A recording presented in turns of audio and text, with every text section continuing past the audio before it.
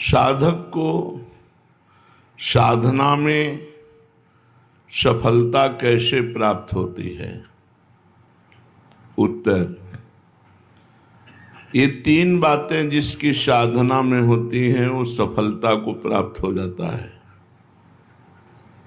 अपने साधन को सर्वश्रेष्ठ समझना, पूर्ण श्रद्धा, जो नाम मिला है, जो मंत्र मिला है, जो वाणी पाठ है, जो सेवा है, पूर्ण श्रद्धा, इससे बढ़कर कोई साधन नहीं है, ये विश्वास होना पहला। दूसरा, तत्परता, खूब प्रयास रहते कर, अधिक से अधिक नाम जप, अधिक से अधिक वाणी पाठ, अधिक से अधिक सेवा, खूब तत्परता पूर्वक लगन पूर्वक खूब। तीसरा जो है, ये खास बात है, संयतेंद्रिय, इसके बिना सब अधूरा हो जाता है। जब साधक 4-5 महीना ठीक रहे फिर भ्रष्ट हो गए, सब अनुभव नहीं होगा। ये हम बहुत सुलझी हुई बात कह रहे हैं। साधक यदि अपने इन दोषों को सुधारेगा नहीं तो पूरा जीवन ऐसे ही चला जाएगा। भगवान कृपा करें, बुद्धि शुद्ध हो, साधन में लगन होना, साधन को सर्वश्रेष्ठ मानना और अजितेंद्रिय होना, मनमानी आचरण करना, तुच्छ सफलता नहीं मिलेगी। बहुत हो, तस्मात् शास्त्रम प्रमाणम ते कार्याकार्यो व्यवस्थितो। इसलिए ये पॉइंट बहुत जरूरी है। संयतेंद्रिय, बिल्कुल निर्दोष जीवन होना चाहिए। अंदर हमारे कमियां हैं लेकिन हम बाहर कोई भी ऐसी हरकत नहीं होने देंगे। कोई नशा नहीं, कोई व्यभिचार किसी तरह का अष्टमैथुनों में नहीं, किसी बाहरी संग नहीं, बिल्कुल पवित्र जीवन। तो बहुत जल्दी साधना का लाभ आपको मिलने लगेगा। बहुत उच्च कोटि की साधना और एक दोष अनुभव नहीं होगा। लिख लो हमारी बात। कोई एक दोष, जनेन्द्रीय रसेंद्रीय, कोई एक दोष है, अनुभव नहीं होने देगा। पूर्ण रूप से बिल्कुल पैक कर लो अपने साधन को, कहीं से छीण ना होने पावे, तो आपको अनुभव हो जाएगा। साधक यही असावधान रहता है कि दिन भर भजन किया है, 10-20 मिनट मनोरंजन कर लेते हैं। नहीं, वो 10-20 मिनट तुम्हारे 24 घंटे के भजन के ऊपर पर्दा डाल देगा, अनुभव नहीं होने देगा।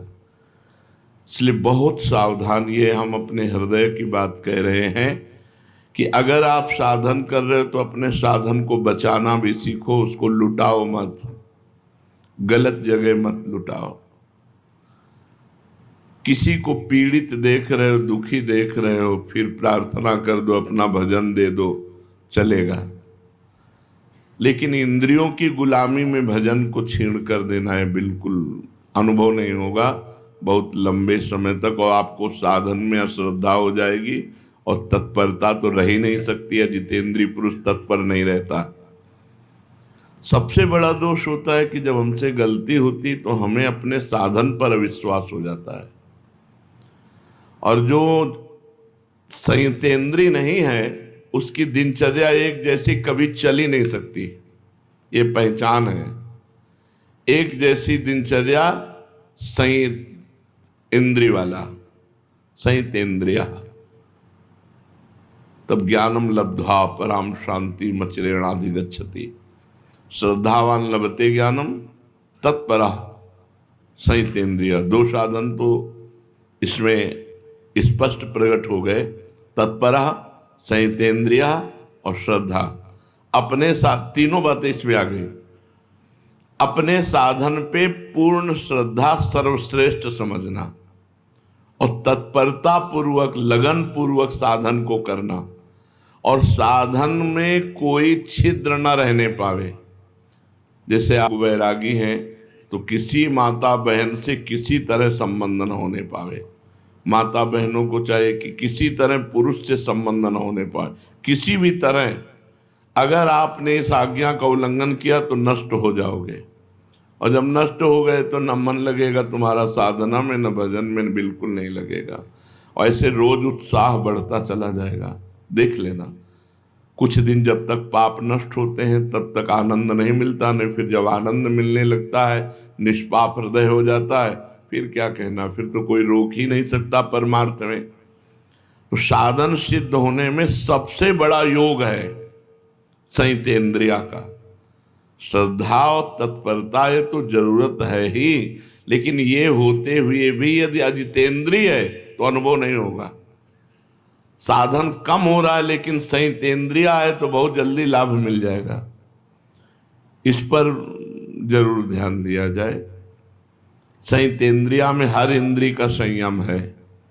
श्रवणेन्द्री, घ्राणेन्द्री, नेत्रेंद्री, रसेंद्री, जनेन्द्री, खास करके दो में बिगड़ता है साधक, रसेंद्री और जनेन्द्री में। अगर रसेंद्री ठीक है तो फिर जनेन्द्री का शासन कर सकते हो, और रसेंद्री ठीक नहीं तो जनेन्द्री का शासन नहीं कर सकते हो।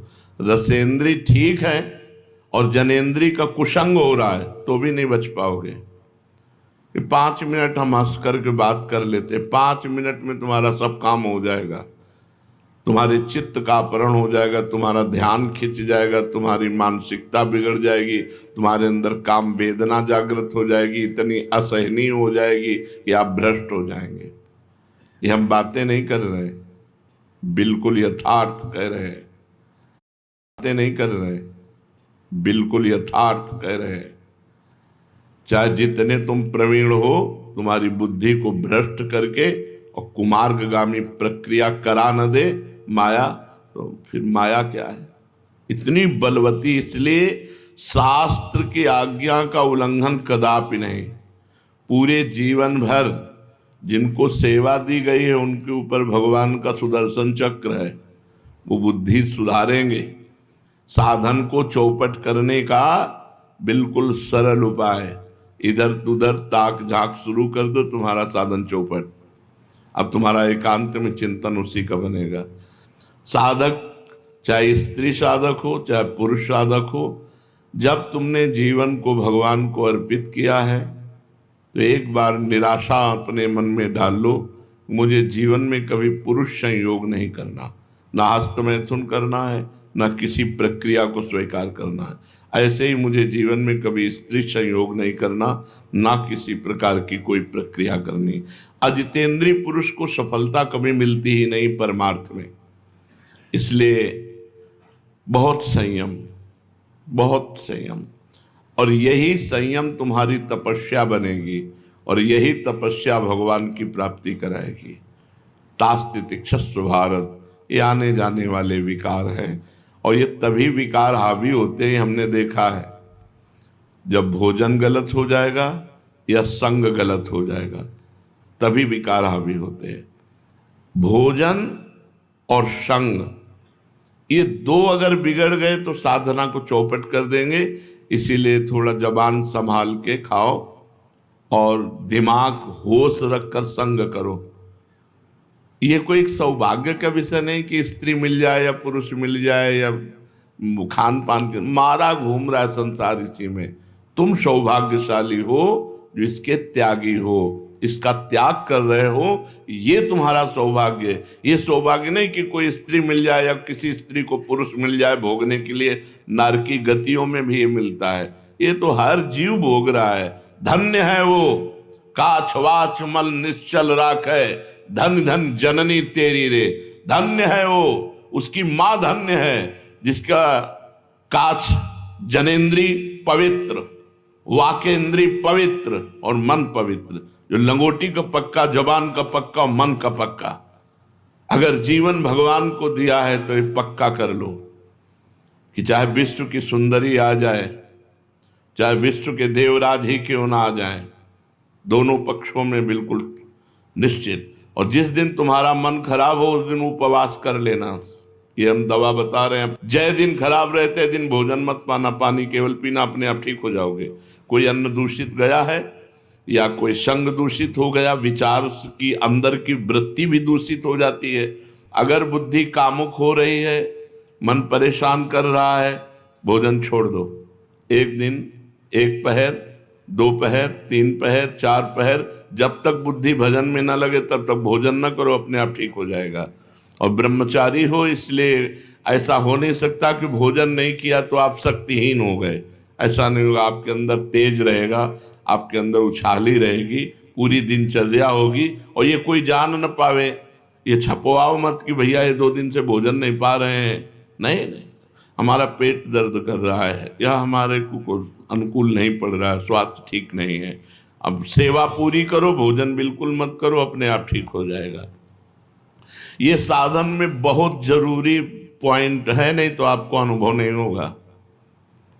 जिनको ये लगता हो कि गंदे आचरण करते हुए हम भगवत प्राप्ति कर लेंगे, तो हमें लगता है कि बहुत बड़ी भूल कर रहे हैं।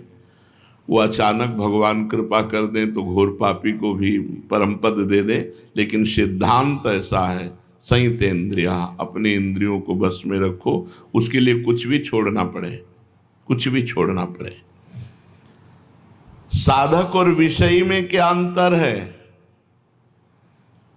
विषयी भोग प्रधान होता है, साधक भगवत प्रधान होता है। उसे भोग मिले, वो भोगों में राजी हो गया, वो भगवान में राजी होगा, भोगों में नहीं राजी होगा। साधक वही है जो भोगों में राजी ना हो। साधक प्रत्येक भोग भगवान के भजन के लिए करता है। भोजन, पानी, खान पान, व्यवहार, उस विषय को स्वीकार करता है जिससे उसका भजन बढ़े। भजन नष्ट हो जाए ऐसा पहनावा नहीं, ऐसा भोजन नहीं, ऐसा व्यवहार नहीं, ऐसी क्रिया नहीं, ऐसा संग नहीं। विषयी पुरुष जिससे भोग बढ़े वो वही आचरण करता, शरीर को सजाना, अच्छे अच्छे रजोगुणी भोजन पाना, एक दूसरे की तरफ देखना, जिससे भोग प्रवृत्ति बढ़े विषयी पुरुष वही आचरण करता है। और जिससे भजन प्रवृत्ति बढ़े वही साधक है जो भजन प्रवृत्ति बढ़ाने वाला आचरण करे। प्रत्येक कर्म भगवान के लिए करे, प्रत्येक कर्म का फल भगवान के सिवा जिसके जीवन में नहीं वो साधक। और जो प्रत्येक कर्म भोग के लिए करे, प्रत्येक कर्म का फल भोग, वो विषयी पुरुष है। साधक अपने को कैसे जाने कि मैं सही चल रहा हूं? साधक अपने को कैसे जाने कि मैं सही चल रहा हूं? जब चित्त में बुरे अपवित्र विचार ना आने लगे। आचरण की तो बात बहुत दूर रही, चित्त में बुरे और अपवित्र विचारों का अभाव हो जाए, जीवन में विनय आ जाए, सबसे झुकना, एकदम दैन्य, विषय चिंतन का अभाव होने लगे और अनुभव हो कि भगवान की अहेतु की कृपा है हमारे ऊपर। शांति, एकाग्रता, आनंद, संतोष, क्षमता और प्रेम ये बढ़ने लगते हैं। जब साधक की साधना सही चलती है तो उसके चित्त में विषय चिंतन नष्ट हो जाता है।